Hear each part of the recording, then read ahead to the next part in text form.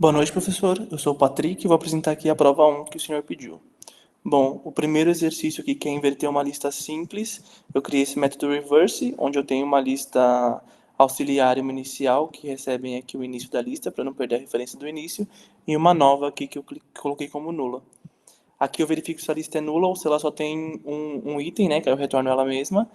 E aí, aqui esse laço de repetição, a ideia é colocar nessa lista nova a lista que veio por parâmetro, né, usando o AUX aqui para percorrer, de forma já invertida, né?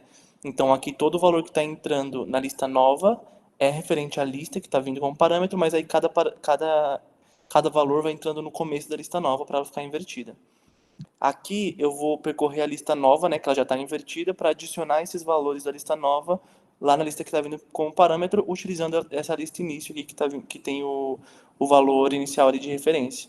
E pronto, é só isso. E aqui é o teste e aqui é o resultado com sucesso. O 2 aqui, que é para fazer o slice lá da lista, né, com base no inteiro que vem como parâmetro. Então aqui eu tenho o método slice, eu recebo uma lista e um inteiro. Aqui eu crio algumas listas novas de uma auxiliar, verifico se a lista é nula ou se o k é igual a zero, que aí eu já retorno nulo. Aqui eu verifico se o k é maior que zero, né, que seria o cenário válido. Aqui eu faço um laço de repetição para percorrer a lista, né, e aí enquanto a lista não for nula e enquanto o contador for menor que k. E aqui eu faço uma validação só para garantir que no último k, aqui no último valor de k, eu não aloque uma memória nova, né, lá pro último valor não ficar como zero, que a gente quer que o último valor fique igual a nulo. E aqui eu vou percorrendo e vou aumentando o contador. Aqui, depois que passou lá o laço, eu verifico se de fato o k é menor que a lista, né, fazendo essa validação. Então, se a lista for nula e o k for diferente de contador, significa que o k que foi passado foi maior que o tamanho da lista.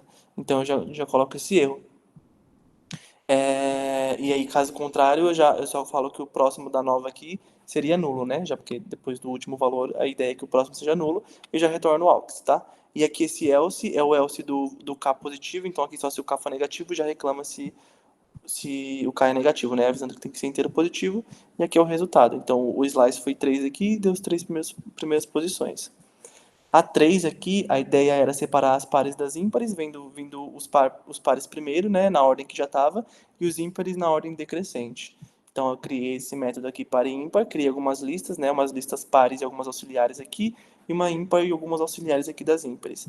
Aqui eu verifico se a lista é nula, e aqui eu faço um laço de repetição, percorrendo a lista que veio como parâmetro através desse aux, e aqui se o valor desse aux, né, for par, eu coloco na lista par, se for ímpar, na lista ímpar. Aqui, como a ímpar vai ser o final, depois o próximo da ímpar eu coloco como nulo. E aqui eu pego o tamanho da lista ímpar e coloco nesse sort, que foi o método que eu criei, que é um método recursivo. Então eu tenho uma lista início e anterior. E aqui, quando o tamanho for menor que 1, ele sai da recursão, né? Então aqui eu tenho um laço de repetição também que vai percorrendo a lista sempre. E caso o valor dessa lista for menor que o próximo valor, eu faço a troca. A troca é uma troca normal, como a gente sempre faz aí, padrão, utilizando um auxiliar. E aqui no final, antes de chamar o método de novo, eu devolvo a referência inicial da lista para a lista que vem como parâmetro e diminuo um valor do tamanho aqui, né? Para quando ele chegar menor que 1, ele sair da recursão. Então, no final disso, ele já vai estar decrescente. E aí, o antipar aqui já está no final da lista par. E aí, o próximo dele eu só referencio aqui para o início do ímpar. E aí, aqui, eu crio uma lista auxiliar para receber todos os valores dessa lista par aqui, onde a lista que está com parâmetro já está apontando no início. Então, aí, quando acaba essa repetição, a lista lá do início que veio como parâmetro já está com a lista nova aí, né? Que estão com os pares no início e os ímpares no final invertidos em ordem decrescente. Aqui é o teste. No 4 aqui, que a ideia era passar um inteiro, né, para ele retornar duas listas novas, na verdade uma lista nova, né, e a primeira lista parar aqui, eu acabei entendendo o enunciado errado, professor, e a minha lista 1, ela continua inteira, tá? Eu não percebi aqui que a gente tinha que ter cortado ela, mas eu vou te mostrar o que eu fiz. Então eu tenho a lista dupla aqui, eu coloco uma nova, não, calma aí, desculpa, é aqui no slice n, então eu recebo uma lista duplamente encadeada e um inteiro n. Aqui eu verifico se o n faz sentido, né? Não é maior que o tamanho. Aqui eu tenho umas listas duplas auxiliares. Aqui eu percorro a lista até o tamanho do n que foi passado. E aqui a ideia eu colocaria algum auxiliar também. E quando chegasse nesse último aqui, eu colocaria o proxy como nulo, né? para a lista que veio como parâmetro ela já parar ali. Mas eu, infelizmente, não entendi o enunciado, e aí eu deixei ele normal. E aqui, a partir do momento que o álcool já está no ponto que eu quero, eu começo a colocar esses valores na nova lista, que é ela que eu vou retornar aqui, né? Então, a ideia aqui era que a primeira tivesse parado no 20. Como eu disse, eu realmente só não prestei atenção, eu deveria ter colocado como proxy nulo aqui. Mas enfim, né? É isso. No Python também eu fiz errado, porque foi questão de enunciado mesmo. E a 5 era para comparar duas listas e criar uma lista nova com os iguais.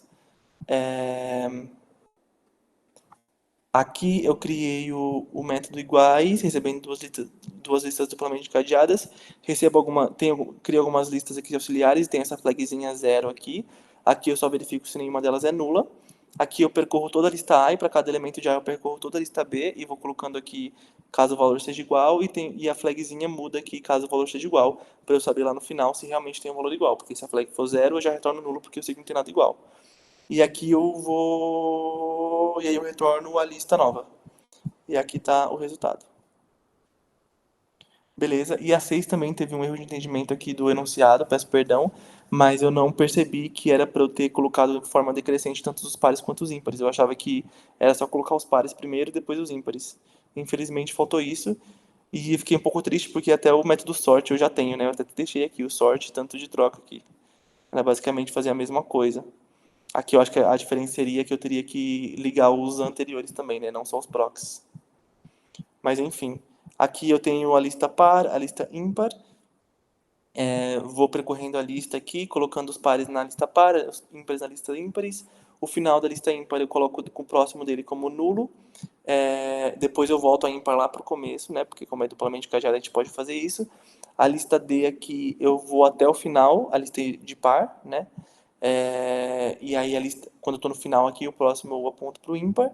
Depois eu volto tudo para o começo. Na verdade, eu coloco aqui todos os valores que estão nessa lista nova do par, né?